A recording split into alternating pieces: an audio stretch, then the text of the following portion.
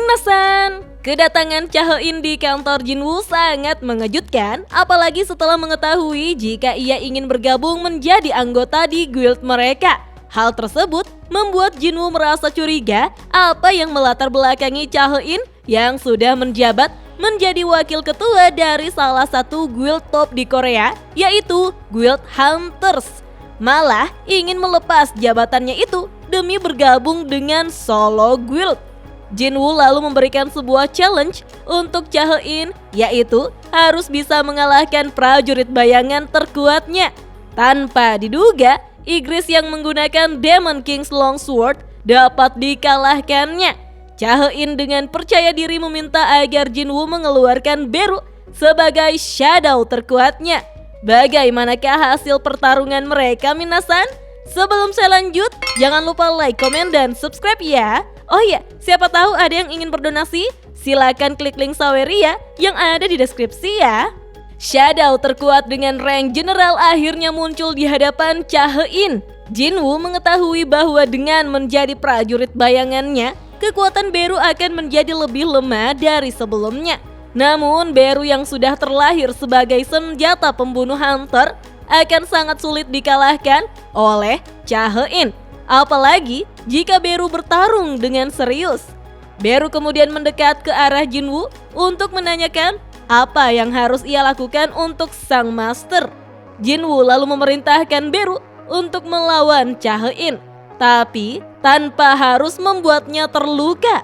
Beru pun menyanggupi perintah dari sang master dan berjalan menuju ke arena pertarungan. Sebelum bertarung, Beru berteriak dan melepaskan gelombang energi yang mengakibatkan seluruh kaca di aula latihan menjadi pecah. Melihat hal tersebut, Chae-in mulai berpikir bagaimana cara Jinwoo mampu mengalahkan monster seperti itu. Beru yang sudah dalam mode bertarung kemudian diperingatkan oleh sang master agar tidak menggunakan kedua cakarnya untuk bertarung. Karena apabila Chae-in sampai terluka sedikit saja, maka hal itu akan berakhir buruk bagi Beru. Mendengar ancaman dari sang master membuat Beru tampak sedikit menciut. Ia lalu mengepal kedua lengannya agar tidak melukai musuhnya. Chae-in mulai sadar jika perbedaan kekuatan antara dia dan shadow milik Jinwoo terlampau jauh. Dalam sekejap, ternyata Beru sudah berada di belakangnya. Chae-in pun tampak terkejut karena sebelumnya ia pernah mengalami momen tersebut saat pertama kali mereka bertemu. Namun kali ini dengan tekad yang kuat, Chae-in segera beraksi mengantisipasi serangan Beru. Dengan cepat ia mengayunkan pedangnya untuk mengcounter Beru. Hanya menggunakan kedua jarinya, Beru dengan mudah menangkis pedang Chae-in. Beru teringat satu perintah dari sang master yang menyuruhnya untuk mengalahkan musuh tanpa harus melukainya. Beru memutuskan untuk menunjukkan perbedaan kekuatan antara mereka, sehingga membuat semangat bertarung Chae-in menjadi menurun. Beru pun dengan sengaja tidak melawan dan hanya menghindari semua serangan beruntun yang dilancarkan oleh Chae-in. Namun Chae-in tidak gentar dan terus menyerang Beru dengan menambahkan kecepatan serangannya. Namun lagi dan lagi Beru berhasil menghindari semua serangan dari Chae-in hingga membuatnya sedikit frustasi karena musuhnya ternyata tidak bergerak dari tempatnya sama sekali. Beberapa saat kemudian, Beru mencoba memberikan sebuah teriakan untuk mengintimidasi Chae-in hingga membuatnya terhempas ke belakang. Melihat hal tersebut, Jinwoo merasa bahwa hasil dari pertarungan mereka sudah ditentukan siapa pemenangnya. Ia lalu menanyakan apakah sekarang Chae-in sudah puas. Dengan suara yang gemetar, Chae-in menyebut dirinya belum menyerah dan masih akan melanjutkan pertarungannya. Melihat tekad dari Chae-in, Jinwoo tampak bingung dan bertanya-tanya sebenarnya Chae-in kenapa? Padahal dia harusnya sudah menyadari perbedaan kekuatan yang terlampau jauh dengan musuhnya. Atau mungkin Chae-in memang seorang wanita yang gegabah dalam bertindak. Apalagi yang saat ini ia lawan adalah Beru dengan kekuatan yang sangat jauh berbeda dari para prajurit bayangan yang lain. Walaupun ia memiliki kecerdasan sendiri, namun pada dasarnya Beru merupakan sebuah senjata pembunuh yang mengerikan. Jinwoo bisa merasakan saat ini Beru berusaha menahan dirinya untuk tidak membunuh Cha He-in. Jika memang Cha He-in ingin mencari sesuatu, Jinwoo berharap agar ia tidak mengambil sebuah keputusan yang salah. Melihat Cha He-in yang masih belum menyerah dan ingin melanjutkan pertarungannya, membuat Beru merasa kesal. Insting dari sang predator muncul memperingatkannya bahwa seharusnya makhluk hidup harus bisa mengetahui dan sadar bahwa dirinya itu mangsa atau pemangsa cuma dari matanya. Bagaimana mungkin mangsa ingin melawan pemangsa? Hal tersebut tentu saja tidak bisa diterimanya. Beru pun mulai kehilangan kendali. Ia dengan cepat menerjang dan menyerang Cha He-in menggunakan cakarnya hingga menghancurkan lantai aula. Cha He-in yang berhasil menghindar lalu melompat ke belakang untuk menjaga jarak. Tanpa ragu-ragu, ia mengaktifkan skill sword dance lalu melompat untuk menebas Beru. Sekali lagi, Beru yang dalam mode serius mampu menahan sekaligus mematahkan pedang milik Cha He-in. Melihat senjatanya yang rusak, Cha He-in memutuskan untuk mengambil kesempatan walaupun dalam kondisi kekurangan mana. Ia pun mencoba untuk menggunakan kartu as miliknya. Sebuah skill tingkat tinggi bernama Needles of Light. Pedang yang tadinya patah berubah menjadi sebuah pedang cahaya berbentuk spiral yang menembus tubuh Beru. Melihat serangan ultimate dari Cha He-in membuat Jinwoo tampak takjub dan terkejut. Namun, hal yang mengerikan baru saja akan dimulai. Dalam sekejap, Beru kembali mengingat perintah yang diberikan olehnya, sebuah perintah yang diberikan oleh sang ratu ketika dirinya lahir. Akibat dari insting yang ia miliki, Beru tidak mampu untuk mencegah sebuah perintah lama tersebut, yaitu bunuh semua musuh yang menghalangi jalannya. Dan wanita yang berada di hadapannya adalah musuh. Ekspresi Beru pun berubah dengan wajah mengerikan serta mata yang berwarna merah. Dengan aura mengerikan dan wajah yang beringas, Beru sepenuhnya telah kehilangan kontrol atas dirinya. Ia pun bersiap menyerang Cha He-in menggunakan cakarnya. Cha He-in yang sudah kehabisan mana setelah mengeluarkan jurus pamungkasnya tampak tak berdaya melihat Beru yang hendak menyerangnya. Jinwoo pun segera berteriak memerintahkan Beru untuk berhenti. Namun, Beru yang sudah kehilangan kontrol meneruskan serangannya ke arah Cha He-in. Dan dalam sekejap, ledakan pun terjadi. Ternyata, Jinwoo berhasil menghentikan serangan Beru dengan mencengkram tangan Beru. Cha He-in tampak terkejut melihat Jinwoo yang sudah berada di hadapannya. Sambil mengunci pergerakan Beru, Jinwoo dengan nada serius memerintahkan Beru untuk berhenti bertarung. Mendengar perintah dari sang master, Beru segera melompat ke belakang, lalu Jinwoo pun mengelurkan lengannya untuk membantu Cha He-in sambil menanyakan keadaannya. Beru dengan penuh rasa bersalah segera bersujud dan meminta ampunan kepada sang master. Melihat tingkah Beru membuat Jinwoo merasa sedikit kasihan sekaligus kesal. Jinwoo dengan tenang menanyakan mengapa Cha He-in memaksakan dirinya untuk bergabung ke dalam guildnya. Cha He-in tidak perlu sampai sejauh ini. Jinwoo pun menjelaskan bahwa ini hanya sekedar tes untuk memasuki guildnya, sehingga seharusnya ia tidak perlu sampai meresikokan nyawanya sebagai hunter rank S demi masuk ke dalam guildnya. Jinwoo kemudian menanyakan untuk kesekian kalinya apa yang menjadi alasan dari Cha He-in melakukan sampai sejauh ini. Cha He-in tampak tertunduk diam sambil memikirkan seluruh perkataan dari Jinwoo. Melihat Cha He-in yang hanya terdiam, membuat Jinwoo merasa bingung. Ia lantas menanyakan, apakah sebenarnya Cha He-in tertarik padanya? Cha He-in yang tadinya terdiam, tiba-tiba terkejut mendengar pertanyaan dari Jinwoo. Jinwoo yang kurang peka pun berpikir, jika bukan karena hal tersebut, lantas apa yang Cha He-in incar? Cha He-in pun akhirnya menjawab bahwa hal yang Jinwoo sampaikan itu benar. Cha He-in dengan wajah yang memerah lalu mengatakan, memang ia berpikir begitu. Wah, jadian gak nih? Beralih ke sebuah kantor Amerika Biro Hunter, Madam Selner bersama Michael Connor datang setelah menerima panggilan dari David Brennan. Dengan wajah yang sedikit kesal, David berkata jika ia memanggil mereka bukan untuk mendengar permintaan maaf mereka. David kemudian meminta mereka untuk menceritakan apa yang sebenarnya terjadi. Michael pun mulai menceritakan jika Madame Selner menyadari bahwa Hunter Sung Jin-woo adalah salah satu raja. Mendengar hal tersebut, David tampak terkejut. Ia lalu memperjelas maksud dari Madame Selner, apakah Sung Jin-woo sekarang memiliki kekuatan yang setara dengan Hunter Nasional. Madame Selner pun merasa jika ia harus menjelaskannya secara lebih detail lagi. Ia pun menceritakan bahwa semua yang telah dibangkitkan akan terhubung erat dengan sisi lain.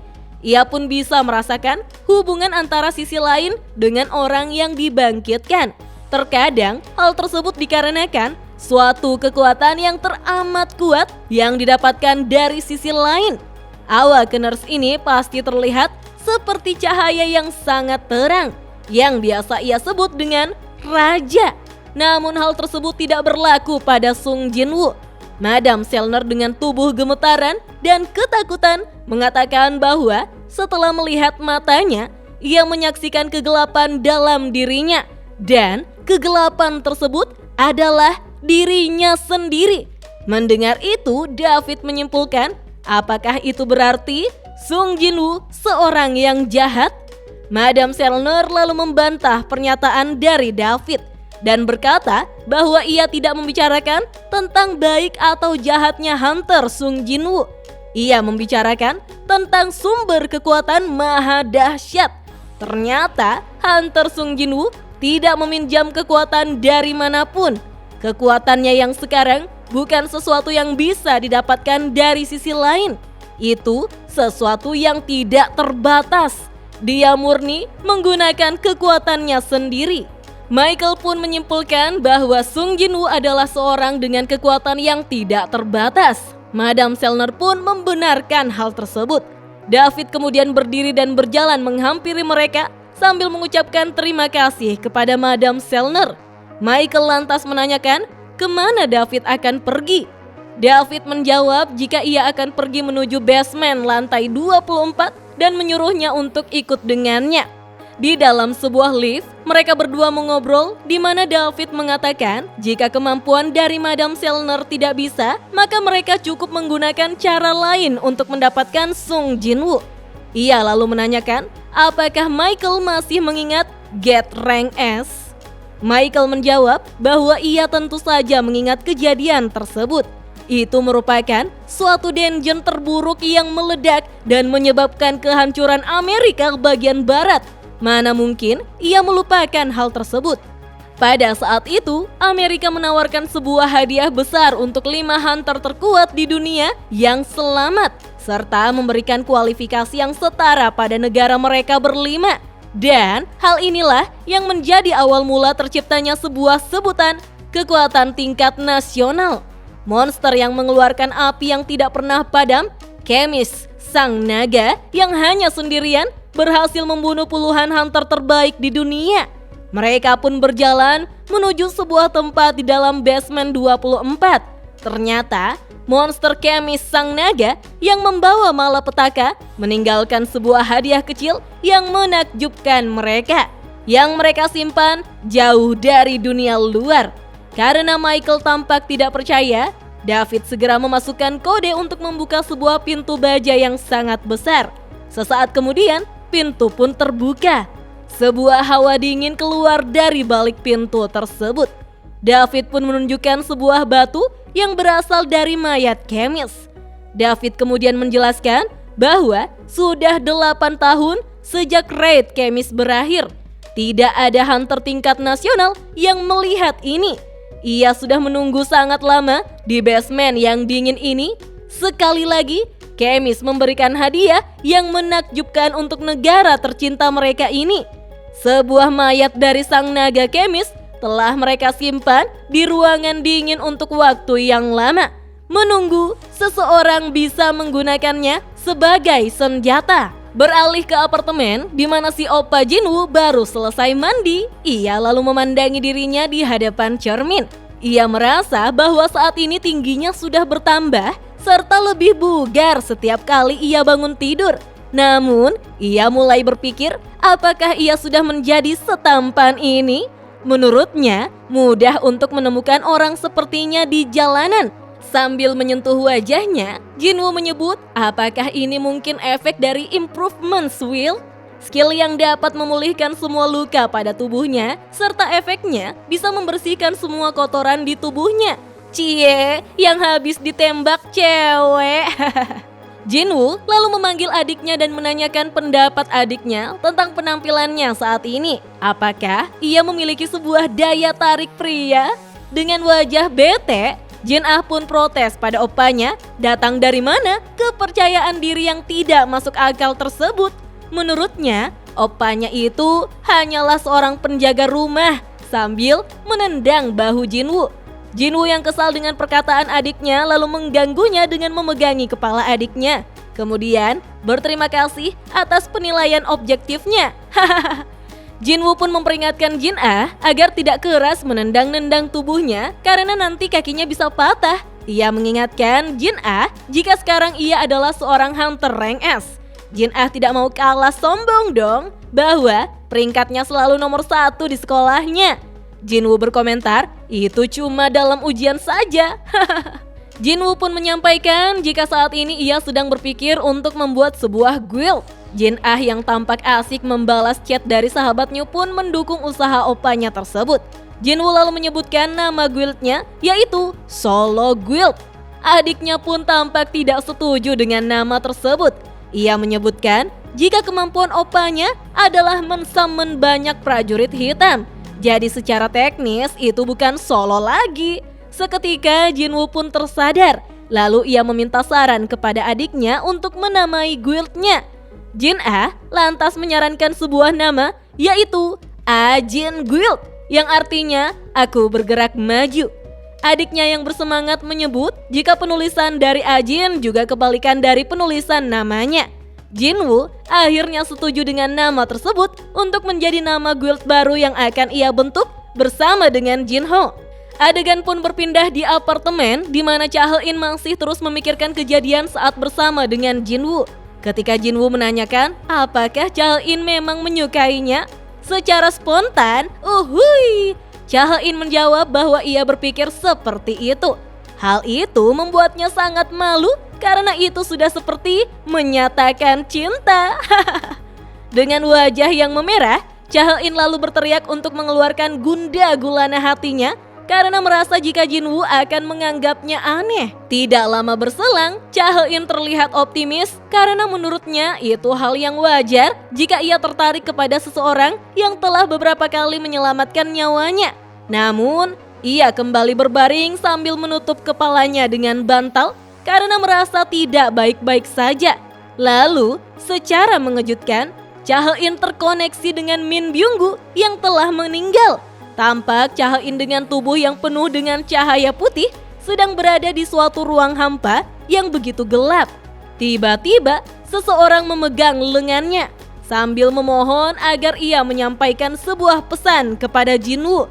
Ternyata sosok tersebut adalah Shadow Min Byung-gu yang meminta agar Cha He-in menyampaikan kepada Jinwoo bahwa saat ini ia harus lebih berhati-hati.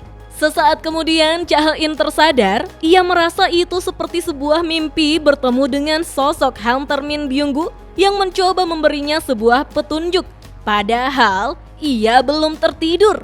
Nah minasan, mengapa Shadow dari Min Byung-gu menyampaikan pesan tersebut kepada Cha He-in? Lantas, Jinwoo harus hati-hati terhadap siapa? Penasaran kan? Tonton terus video selanjutnya ya. Dah.